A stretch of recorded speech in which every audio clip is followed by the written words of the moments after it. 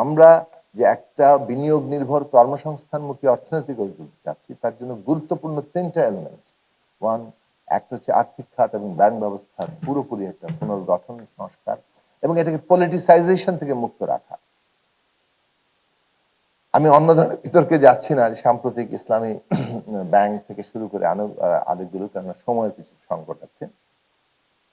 রাজনৈতিকরণ যেটা এটা বাংলাদেশে ঘটেছে, আমরা দেখেছি, বরং বর্তমান সরকার স্পষ্টতই রাজনীতিকরণের ধারা থেকে বেরিয়ে যাওয়ার চেষ্টা করছে। কিন্তু কোন কোন পক্ষকে আমরা দেখছি যে না, তারা রাজনৈতিক লক্ষ্য আর্থিক খাতের মধ্যে ঢুকিয়ে দিতে চেষ্টা করছেন, এবং সেইটা বাংলাদেশের ক্ষেত্রে আগে যেমন ইতিবাচক হয়নি, বর্তমানে হবে।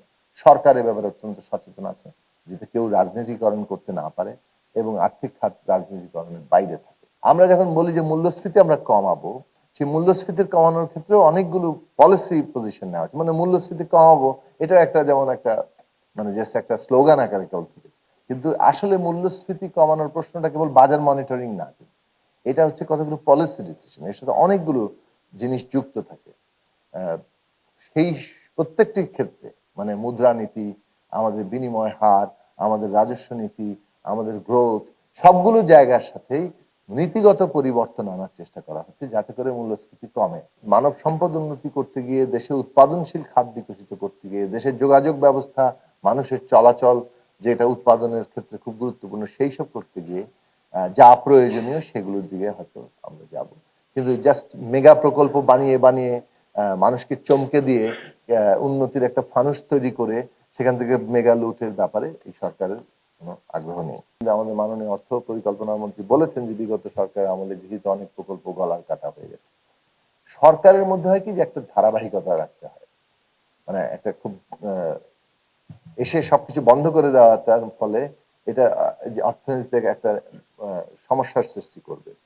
ফলে আমাদের বাছাই করতে হচ্ছে যেসব প্রকল্প আসলে ঠিক এখন বন্ধ করে দিলে একটা বড় ধরনের অপচয় এবং সমস্যা হবে, সেসব প্রকল্পগুলোকে আমরা নানাভাবে রেশনালাইজ করে, মানে যৌক্তিকীকরণ করে সেটাকে সম্পন্ন করার দিকে নিয়ে যাচ্ছি।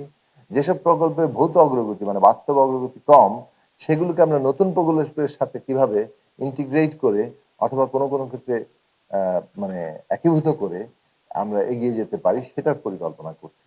ফলে প্রকল্পগুলোকে নিয়েও আবার ব্যাপক পুনঃসজ্জা চলছে, এবং সামগ্রিকভাবে এখন বর্তমান যে নতুন প্রকল্প গ্রহণ, সেগুলোকে ইস্তেহারের সাথে মানে সামঞ্জস্যপূর্ণ করে প্রয়োজনের, বাংলাদেশের মানুষের প্রয়োজন কি প্রত্যেকটি ক্ষেত্রে, সেই ভিত্তিতে প্রকল্পকে একটা ইন্টিগ্রেটেড এবং কর্মসূচি ভিত্তিক একগুচ্ছ প্রকল্প আকারে, গুচ্ছ আকারে প্রকল্প আকারে দাঁড় করানোর চেষ্টা করা হচ্ছে। এবং সেই দিক থেকে বলবো যে আগেকার উন্নয়ন চিন্তার চাইতে এখানে একটা প্যারাডাইম শিফট আছে পরিকল্পনা মন্ত্রণালয়।